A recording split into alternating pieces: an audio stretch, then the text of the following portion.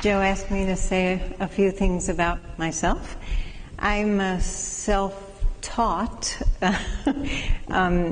reader of spiritual and religious thought, and I think since I was 13, I always chose to read books on spirituality and religion. I have had a love for it since then.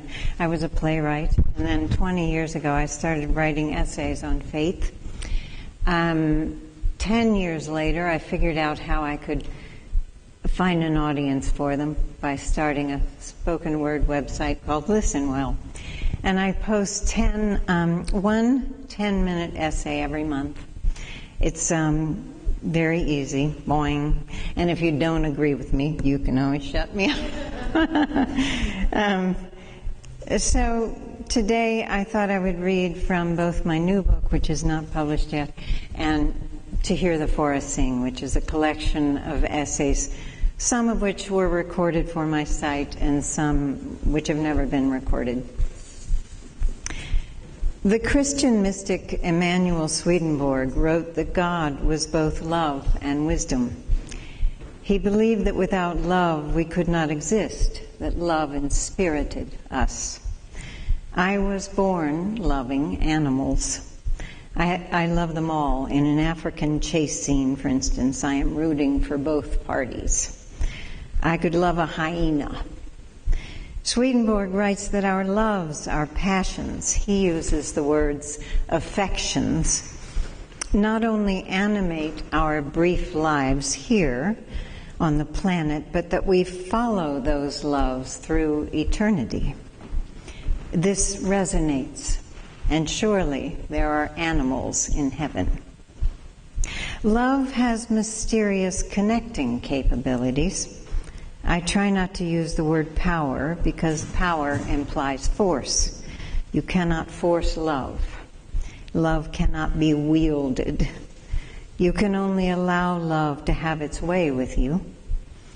If you have lived with an animal in your home, you have probably been pulled by the current of that love. I like to tell stories about animals, and I like to tell stories about faith. My first book, which I've just mentioned, To Hear the Forest Sing, was inspired by decades of walking my dogs in a nearby state park. And like the park, the book is filled with animals. I've just completed a new book, a memoir entitled The Parables of Sunlight, a story about a period in my middle years spent loving a horse, something I had not intended, but that swept me up and into a period of great learning. I'd like to read you an excerpt from the beginning of this book. If I were the keeper of a diary, which I am not, having attempted it only once in my life to discover, much to my horror, my inner whiny pants, but if I did indulge in the scribbling of daily musings, my entries from some point near the end of the first decade of the 21st century would read something like this. Monday. Visited Allie, the horse, bearing copious amounts of carrots. Redecorated stall, a euphemism for an activity requiring a pitchfork. Bawled myself dry. Tuesday, went to visit the horse. Administered massive amounts of carrots, rearranged stall, note euphemism above, released remaining eyeball liquids. Wednesday, went to visit horse, refurbished stall, soon I will come to the bottom of these euphemisms. Discovered hidden stores of tear duct fluid. Thursday, horse, carrots, euphemism, tears. My horse, Allie, has a fractured leg. It happened while nobody was looking. Well, no one on two legs. During a mild day in mid-September, as Allie grazed in the pasture with her friends, one of those friends kicked her. I use the word friend here without apology. Horses have such uncanny codependent relationships that 10 seconds after being hammered, they are known to cry out for their hammerer's company.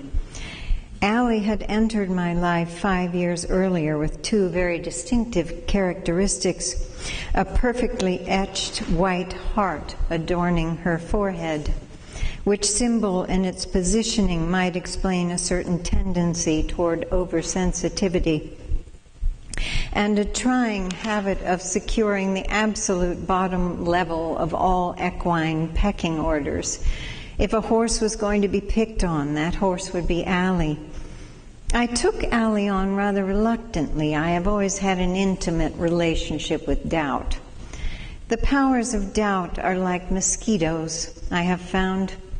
They wander about aimlessly until they come upon a warm body whose presence incites them to swarm and suck the blood out of their hapless victim.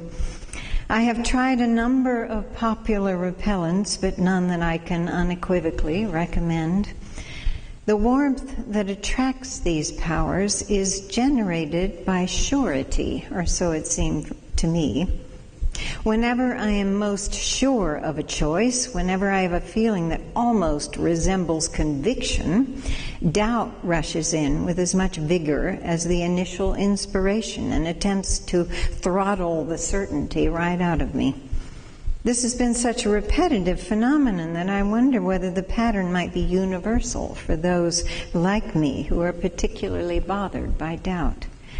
Taking on the responsibility of an off-the-track racehorse in my late 40s challenged all the squeaky little voices of doubt that I have wrestled with for much of my life.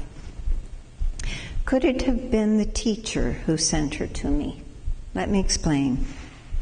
I like to imagine that I have a true teacher, a figure much like the mythic Merlin, whose business it is to gently guide me toward the truth. My fantasy involves a mentor, a master guide, compassionate being who walks beside me, neither of us seeming to set the pace, neither forcing nor slowing the speed, moving along at a mindful stroll and noticing things together. There are times when I point things out to the teacher, and times when I sense the teacher directing my attention. And though the teacher is most clearly available to me in my familiar woods in the morning, I can feel our connection at other moments during my day as well.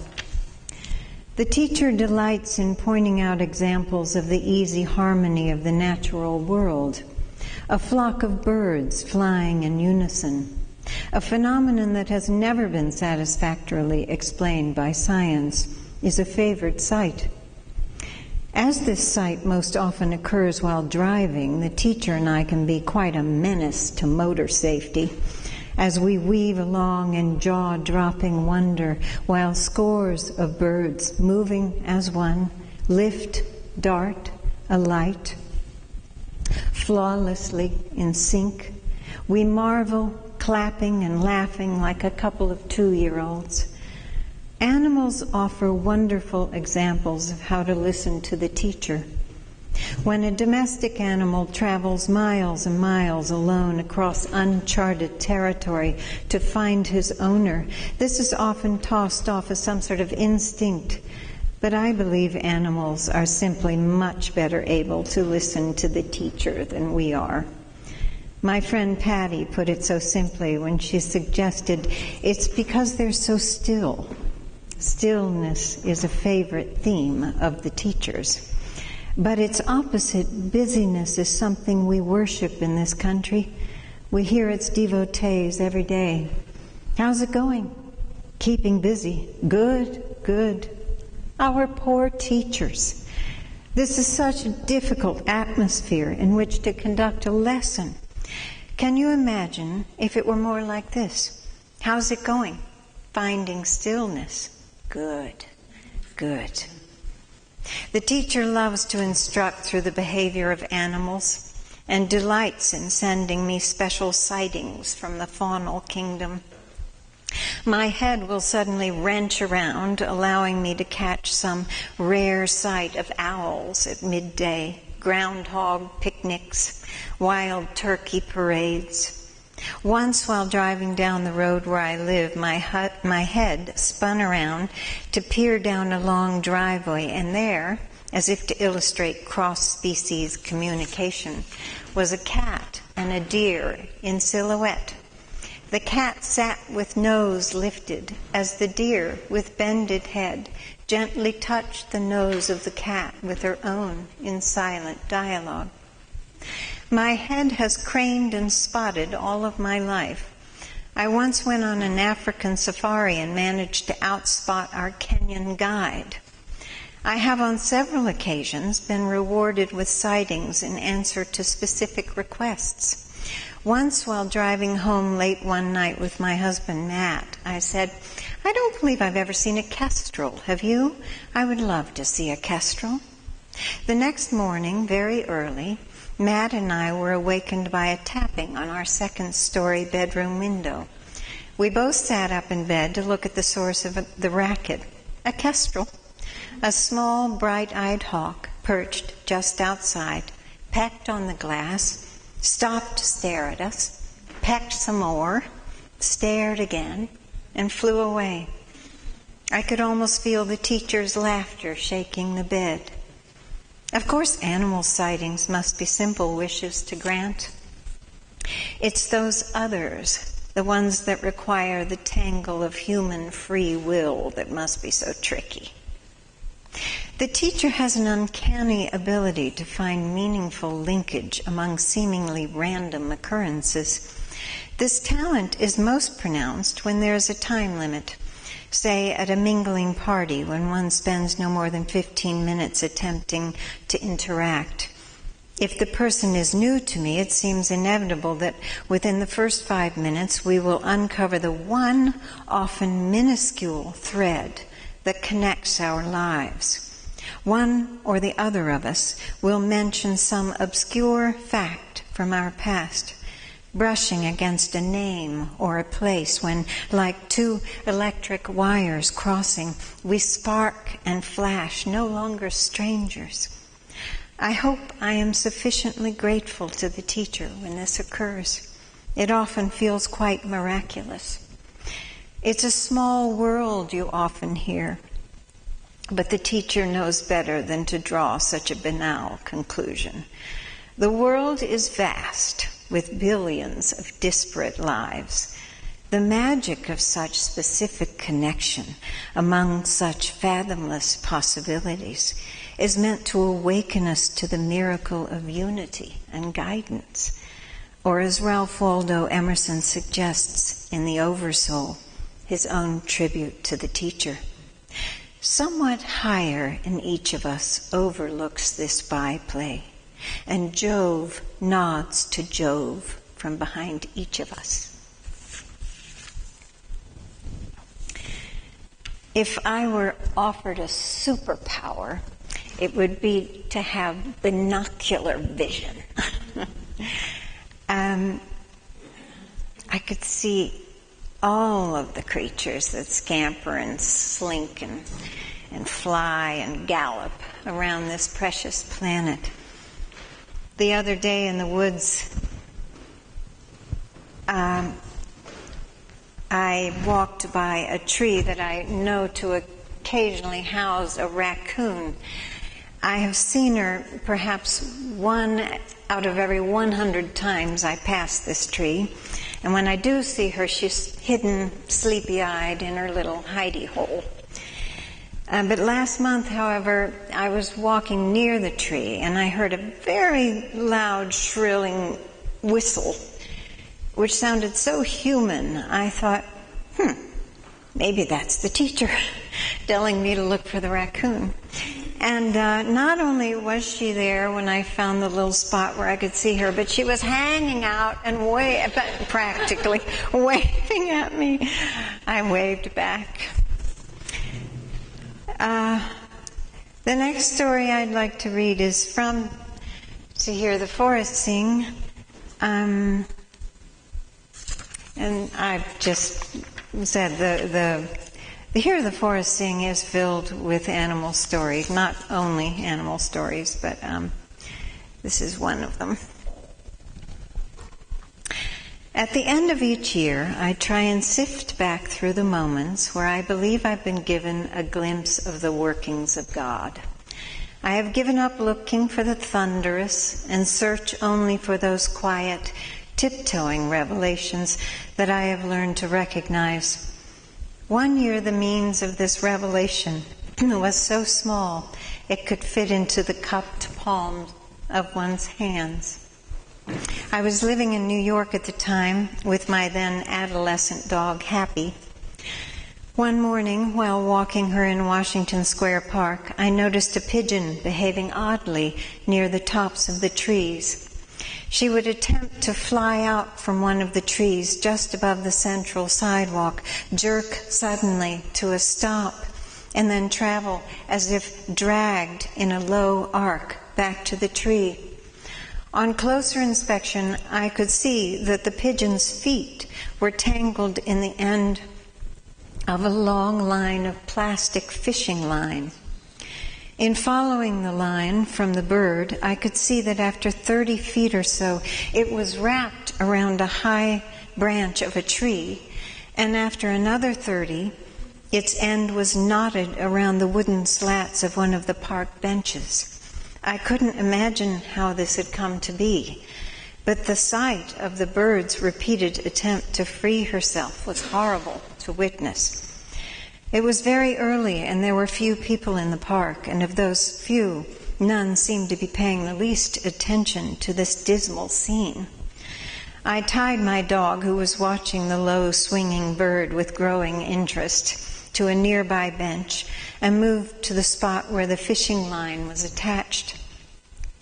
I pulled at the line, which was very thick and well secured, with absolutely no effect, as my dog's curiosity began to consume her. I pulled harder and called out to passers-by, asking whether anyone might have something with which to cut the line, a knife, for example, but no one came forward with such an item, a fact that should quiet the fears of anyone planning on visiting New York. A couple of times the bird, in her low, sorrowful arc back to the tree, nearly skimmed the snapping jaws of my now half-crazed canine. I tugged and tugged at the line, which dug into my flesh as my dog proceeded to lose her mind, and I my faith in human compassion. The fact did occur to me that I had no plan for removing the line from the feet of the bird after I managed to snap the line, and there was a very real chance that once released, she might fall into the gaping mouth of my frenzied retriever. However delightful this conclusion might have been for my dog, it would have been a rather disquieting one to me, but I had to admit it seemed a kinder fate than the repetition of hope and despair that the bird was suffering at the present. Finally, I gave up entirely on humanity lending me a hand, sent out a request to the heavens, and put all of my effort into breaking the line. After several furious jerks, and just as the bird had completed her outward journey and was at the end of her tether about 40 feet above the sidewalk, I was able to snap the line. At the same time, the bird gave up her struggle and began to fall, only this time, instead of swooping, wings spread back toward the tree, she glided straight down. I turned to watch her land, imagining a multitude of horrible scenarios, when suddenly, as if by magic, a man appeared beneath her. I assumed that in my frantic tuggings I hadn't seen him approach. He was middle-aged, handsome, and sharply dressed in a well-tailored suit. A man, I remember thinking, whom I could very well imagine representing me in a court of law, but not a man who would willingly handle a city pigeon. I stood frozen, as if ordered to do so, and watched. As though their actions had been previously choreographed, the man stopped, looked above his head, held out his clean, cupped hands, and waited, while my bird, with perfect precision, landed inside of them. Without the slightest hesitation on the man's part, and without any sign of fear on the bird's, he very gently untied the line from her tiny, still legs and lifted her into the air and into freedom. After pausing for just a moment to assure himself of her sound flight, he walked away, leaving me and my bewildered Labrador panting in disbelief. From the instant this man came into my sight until he left it, he never once glanced in my or my lunatic dog's direction, never appeared to acknowledge that we were any part of the bird's story. He stepped in and out of the final act of our little drama as a god would in a Greek tragedy, and didn't stick around for the curtain call. Watching him walk away, I wouldn't have been the least surprised to see him sprout wings of his own. Our dog Happy was both contrary and very, very deep. When we lived in New York, she had a particular love for those people on the margins, and she adored hallucinating schizophrenics on the street. And one day, we were in Washington Square and about to pass a woman who was really having a very bad day, and she was wailing against the voices in her head. And I said to Happy, perhaps we should let this one just be left on her own. And Happy wouldn't have anything to do with it. She dragged me over to the woman, leapt up on the bench, and began to bathe her with kisses. And the woman completely melted and talked to my dog as if she was a long-lost friend. The teacher had chosen the right companion for me. Okay, this next piece is about a time before we got Happy. I'm going back in time, it seems. We were back and forth between New York and Bucks County trying to figure out whether we could live just in Bucks County. It's also from To Hear the Forest Sing. I wonder if I am the only one who suffers from worthless days when I simply cannot fathom what I'm doing with my present incarnation, as if everyone around me were busy pushing along the evolution of life but me. Days where all I seem to be is a gas-guzzling, fresh air-hogging, plant-consuming, water-sucking freeloader, a worthless drain on an overdeveloped world, taking far too much room at the trough. If you have ever shared even a hint of this dreary speculation, I must tell you that we are in good company. Ralph Waldo Emerson, for example, felt the weight of such days. Yonder uplands are rich pasturage, and my neighbor has fertile meadow, but my field, says the querulous farmer, only holds the world together. What I find most fascinating about the workings of the world is how often, when in such a glum mood, some opportunity of usefulness will be unexpectedly handed to me. Many years ago, before I had animals of my own, I was having a dreadful attack of uselessness. My husband and I had mainly taken up residence in what had been for many years a weekend place in the country, and I had no friends as well as no animals to take care of. I had been wandering around in my backyard in a fog of paralyzing self-negation, circling through a list of empty pursuits, of vacuous reasons for my existence. Finally, weary of my damp, dead-end thinking, I asked to be given some sign of worth, some small signal of my life's necessity. Moments later, a dog bounded into my backyard from out of the woods. The yard at the time had a good deal going on in it. My husband had been overseeing the building of a fence along the road by our house, and there were several men standing around in various states of work and discussion. When the dog entered the yard, he raced past this group of men, practically leaping over them in an apparent frenzy to reach me as I stood near the back screen door of my house. He was long-legged and fast, and in such a mad fury to get to me with so little notice of the others that it occurred to me that he might have mistaken me for a large squirrel. Surely, I reasoned in that brief instant, he was about to execute his instinctual murderous designs by shaking me by my scrawny neck. In a sudden panic of protective paranoia, I ankled it through the back screen door, just before the dog, unable to stop his enthusiastic trajectory, threw himself against it.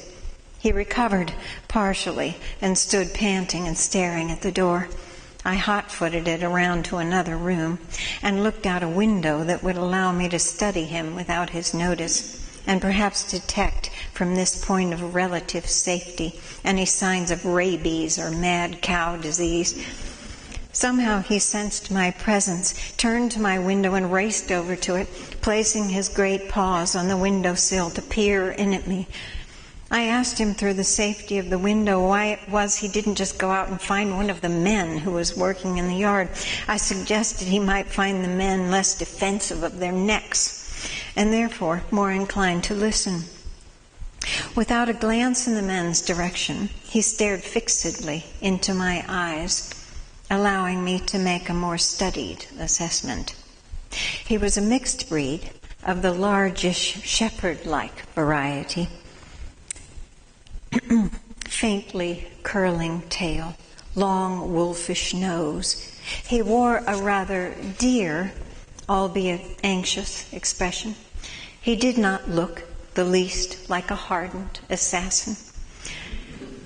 His name, if I had been asked to give him one on the spot, might have been Buddy or Clem, something friendly, harmless, okay, even lovable. I sighed, walked around to the door, opened it, and stepped out to see what I could do for him. This caused such fireworks of desperate joy that it took quite a while to read the wild, dangling ID tag, which landed and shot out of my hand 100 times.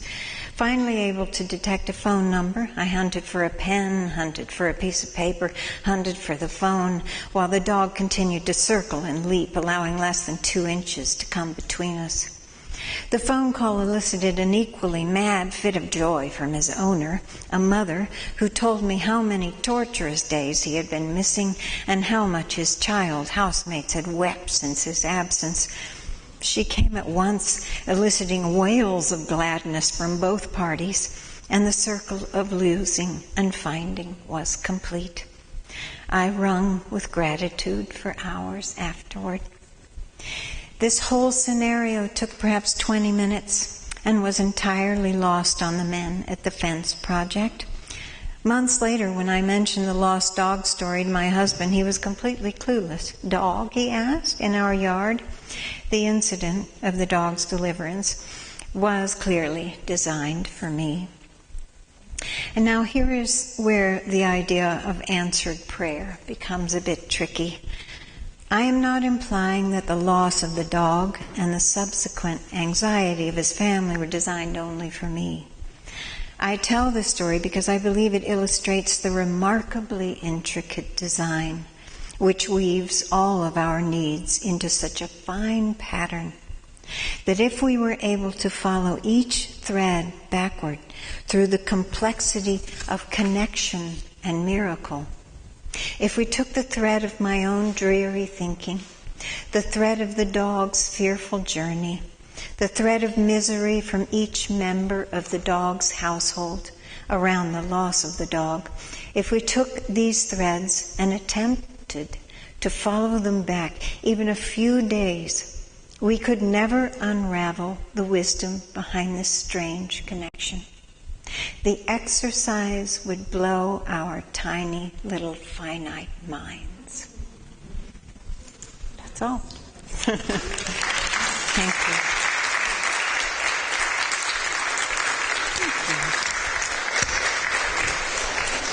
you. We thought we might take a few minutes and break into some small groups, turn our chairs around with 3 or 4 people, and just share a little of our own experiences, to where we've been touched or our heart has been opened through the presence of an animal or something like that. It could even be in nature, because there are many, many stories out there. I know in our family we've always had a dog in our 46 years of marriage, and we finally this past spring had to say goodbye to our last one. So we're in that strange period of going home with no friend there, and so we're in the process of looking to solve that. But we have many stories, and I thought you might too, and it might be meaningful to share that. You know, Eckhart Tolle has said, our pets are God's greatest teachers of unconditional love.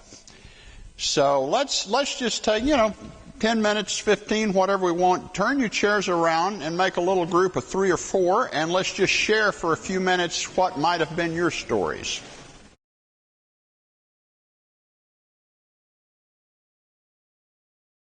Okay, let's see. Is anyone?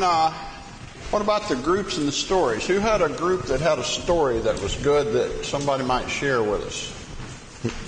I got a feeling we're going to get very bashful. All right, Rebecca, hand her a microphone. All right, Rebecca, let's hear it. All right, I won't be bashful. Good. Because the subject of animals to me is one of the most profoundly moving subject in my whole life, and I've heard you before, and you move me. Your writing is so powerful. So I knew I was going to feel something today. But I didn't know that I was going to feel jealousy, in a sense, that when you were talking about the dog with the long muzzle and the horse. I had horses all my life, and animals meant more to me than people did.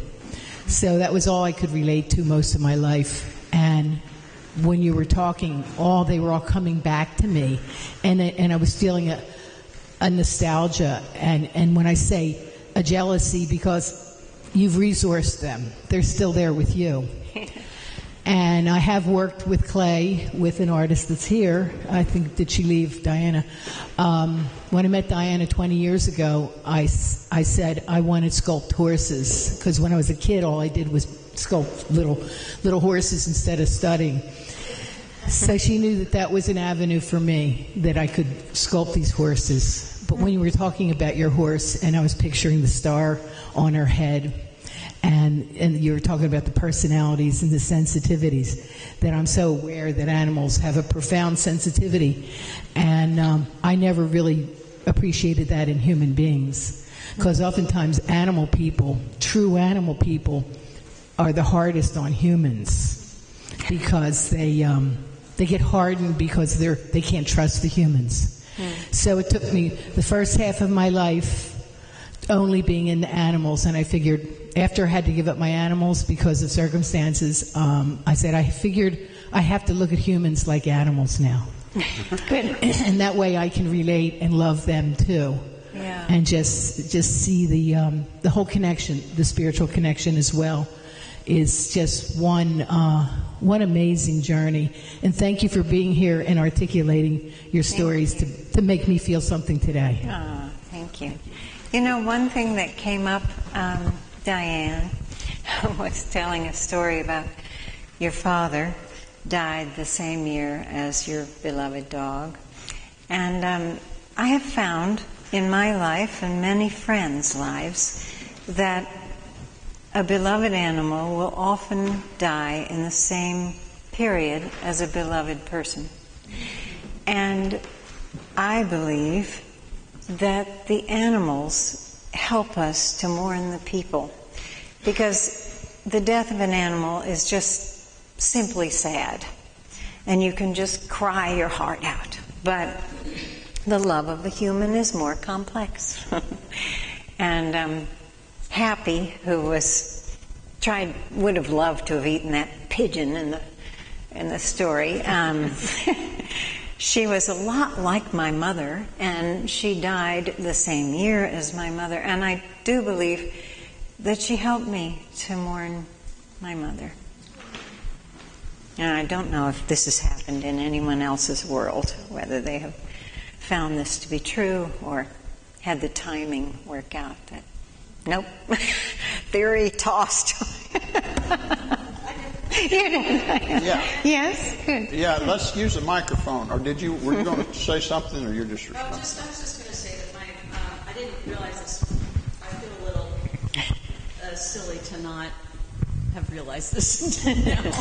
But I had Yona for 10 years.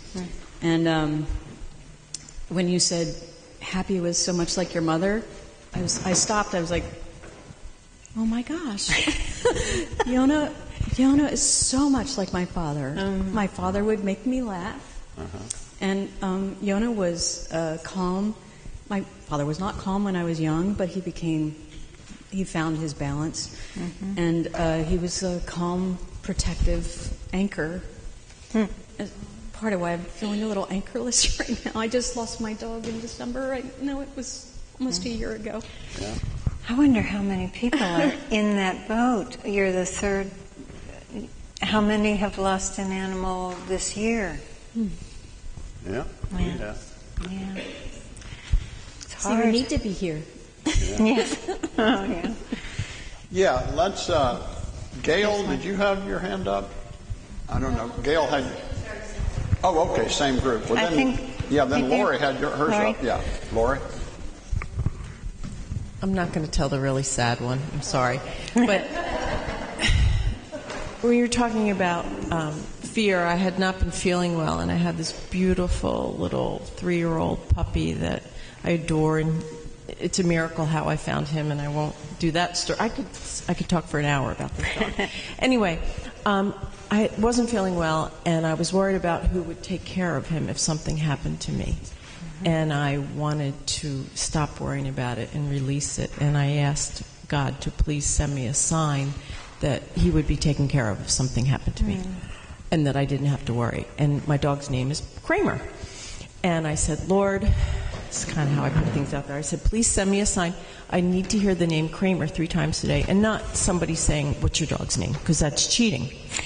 So I'm down at Valley Green, and I'm about to take my walk, and there's a porta potty down there, and there's no bathroom. So I asked a perfect stranger lady who looked lovely, who was laughing with her friend, to please hold my dog while I used the porta potty. And she said, oh, what's your dog's name? And I said, Kramer. She said, oh, my name's Lisa Kramer.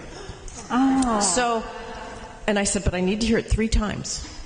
So, because it's never enough. So when I got in my car to go home that day, I turned on KYW, and I don't usually listen to that at all, and Andrew Kramer was reporting. And then I went to a poetry thing that night, and I met another man named Kramer. And I said, okay, he's taken care of. I'm fine. I don't ever have to worry about him again. Thank you, God.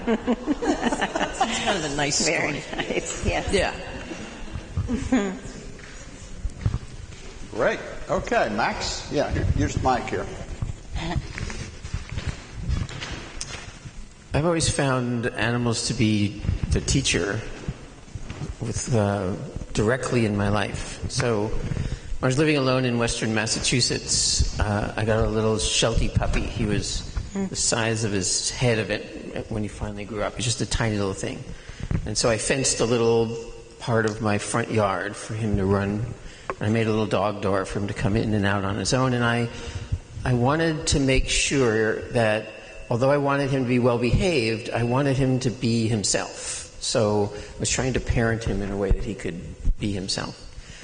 So it rained the first day that I had him, and I brought him in, and I had a towel, and I wiped his little paws, and I put the towel on the doorknob. And the next day it rained again, and he came in, and I wiped his little paws, and I put the towel on the doorknob. The third day it didn't rain, and he came in, and he walked over to the towel, and he put his paw. And I said, we're going to get along just fine. But he grew really fast, and pretty soon the little yard that I had given him was starting to look kind of small. And I thought, and what was happening was my front yard was pretty big. I had some woods and some grass, and I'd just taken the grass and fenced it. And when anybody would go by on the road, he would run back and forth, and he had worn the grass away in a line along the fence. So I thought, I'll give him a gift. So I locked him in the house one day, and I took the fence down, and I put it all the way out, like tripling the size of his yard, including the woods, all the way up to the edge of the street, which I thought he would really enjoy. And I let him out, like the proud parent. And he went outside, and a car went by, and he ran back and forth along that line that he had dug. And I noticed he wasn't using the rest of the yard at all. He never went out. So I went out in the yard, and I would run around, and he would always chase me when I was running. And I ran across the line, and he stopped, as if the fence was still there. Oh. So I ran around the yard, and I leapt over thinking that maybe tried picking him up and putting him on the other side, and he freaked out, so I put him back where he was. And it took him about 3 or 4 days before he ventured past. And then it was like it was never there, and the grass eventually grew back. But I felt like it was such a clear lesson about how we set up limits for ourselves.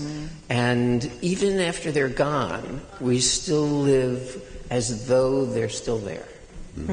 Yeah. All right. Any other stories? Let's maybe do one more story. Yeah. Charlie, there. Wait for the mic. There you go. I'm always amazed at the communication between myself and the animals around me. And I had a dog named Dharma Dog, and I went away to a workshop for 5 days. And I left him in the care of a friend of mine who lived right upstairs, so he was still in the home. He's going up and down. I know he got all good care. But I come home, and I go to sit at my desk, and I have bare feet, and he puts 2 feet to the left of me, 2 feet to the right of me, squats and pees all over my feet. And I looked at him and I go, okay, you're pissed at me. I forgive you if you forgive me. And then his tail is wagging okay. But it's like the communication is there, So, yeah. Amazing. It was pissed off. That's great. Let's take just a few minutes now. We shared some stories, and if you have some questions maybe for Margaret in particular, like about her essays or her writing, some questions that you might have thought during her readings you'd like to ask her. So, microphone over here, Charlie. Barb? Well, we had just touched on this in our conversation, but I'd like to hear a little bit more about your experiences in putting animals down and what you consider their lack of fear during that process. I have an essay in To Hear the Forest Sing about how when we put an animal down, we need each other's stories. I've had many experiences, dreams, where I know I have been visited. I know I have been visited either with a human or an animal. And when Happy first came to visit me after she died, she came into, usually a visitation dream is just you're sitting in your house. There's nothing fantastic about the dream. It's just mundane. I was sitting in my house. Happy walked in, and so did my other 2 dogs. And they were totally aware that Happy was visiting. And I said, look, you guys, Happy's here. And we all wagged. But I've also seen out of the corner of my eye my dog Tater after she died.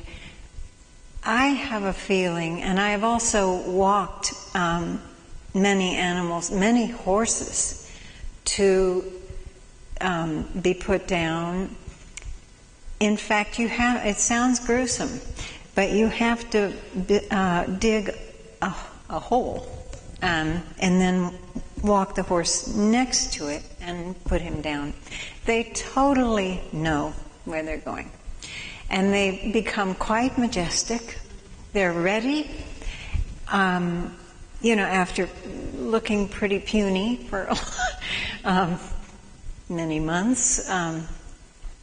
I've never seen an animal I think they fear pain, but I do not believe they fear death. I've seen mice about to be killed by my cat, and they will stand and look at them and go, I'm going to look at the beast that's killing me. I just think I'm also a great, great believer in the transition of all spirit. So that I can, it's probably easier if you have that sense that you cannot kill the spirit. It's easier to watch your animal go because you will see him. I just cannot believe that a loving God would do anything but have them over there for me when I get there. No doubt in my mind, I must say. So, does that answer your question? You're preaching to the choir. I know I am. It's a great place to talk about that. Any other questions, Margaret?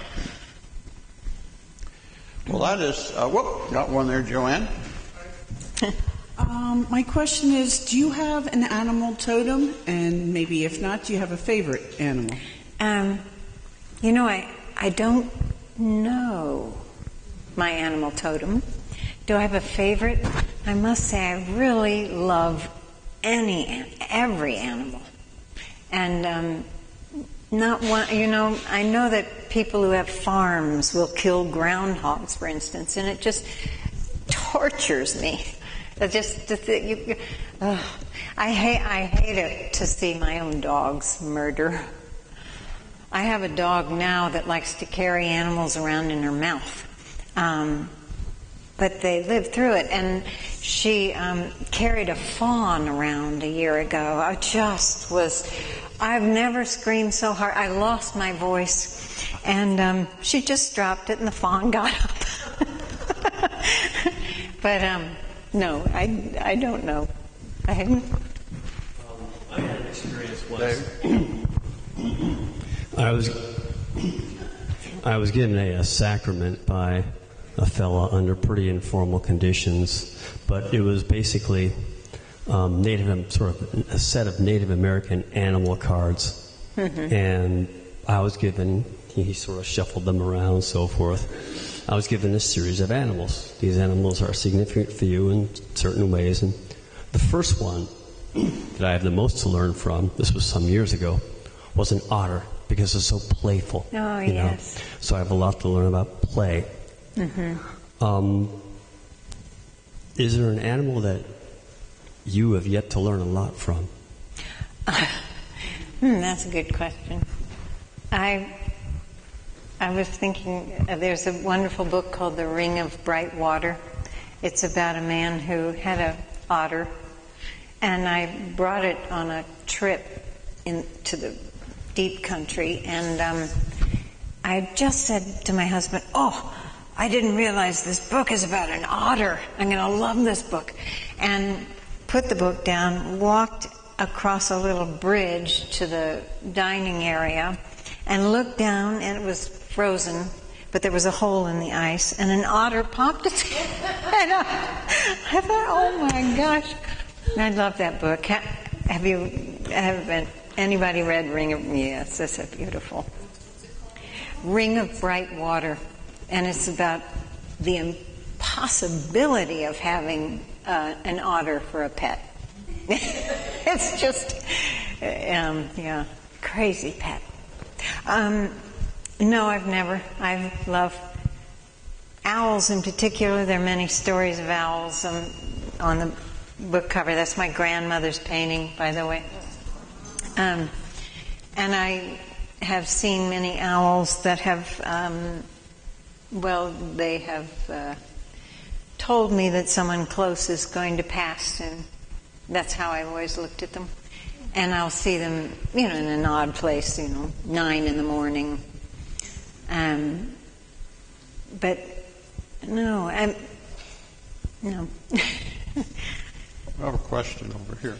I have a friend who lost her mother last year and then just lost her beloved dog 2 days ago. And she's heartbroken. Yeah. And I guess I feel really stumped with it's not like we visit often. I don't know if I want to do something. And I just was wondering if you have any ideas about how one comforts somebody who's lost a dog. Right. Or, Well, I do write about there's a chapter in there, and I think it is helpful to share your stories if you have, or anyone else's stories who has either had a dream or one night in bed, I was totally awake, and I felt a cat jump onto the bed next to me and nestle in. And I didn't have a cat. And I knew it was Tinker, who, I was probably in my 40s, and Tinker died when I was in my 20s. And I knew absolutely it was her. It's, I think if you ask people, they will have a story where they think, yes, I did have that feeling, or I did have a dream. After Happy visited me in that very mundane way of just walking in to my room and wagging her tail, my husband had the very same dream 3 days later. And he said, there she was, just walking in. Hello. Wow. Yeah. But I think if you believe that spirit cannot be killed, that we transition, that all spirit does, I think it just helps them to know that they will one day meet. Any other questions? Yeah, George. Charles. That just made me think of this one question. Have you ever had a sense or an experience of that an animal who dies comes back to you in the form of another animal? I've heard other people say that. I feel so much about my own dog. Yeah. Is my Pam from when I was 6, who had a pivotal role in my life. So I was just wondering if you had. Well, my dog Tater was a very specific yellow lab, really big-browed, wonderful big round face. And about 10 years after she left, I met a dog on a walk that as she approached, I thought, well, that's Tater. And as she came closer and closer, I went, well, that's Tater. There was, you know how well you know the face of your dog, the body of your dog. This was Tater. And I kept saying to the woman, can I just sit with her a little while and talk to her? And I said, well, explain her personality to me, because Tater had such a specifically gentle personality. And she just started describing my Tater. So I don't know. But I don't know, like Rudolf Steiner believed that animals have group souls, and they sort of. But I think there is. He also believed that by loving an animal, we individualize them by giving them a name. I talk about this maybe in my second book, but giving an animal a name. I even do that with a wild animal that I think might be hurt and going to transition soon. I think you need a name for here before you leave, and it seems to, I don't know why I believe that, but I think it's important to individualize, like you do your pets, but people do with barn animals and such. So I don't know if that answers your question. Well, many ways it's just overcoming the illusion of separateness. Yeah. That we all are one, including animals, nature. So any time we make a move to overcome that illusion of separateness, that's where we feel the power and the oneness. Well, we don't want to keep you too long. Margaret will be here a while and would be happy to chat with you. Her books are up here. If you'd like to purchase one, she'd be happy to sign it or talk to you about it. Your new one isn't out yet, I assume. So, but her books are available on Amazon. I'm sure the new one will be. So we want to thank everybody for coming, and be sure and thank Margaret.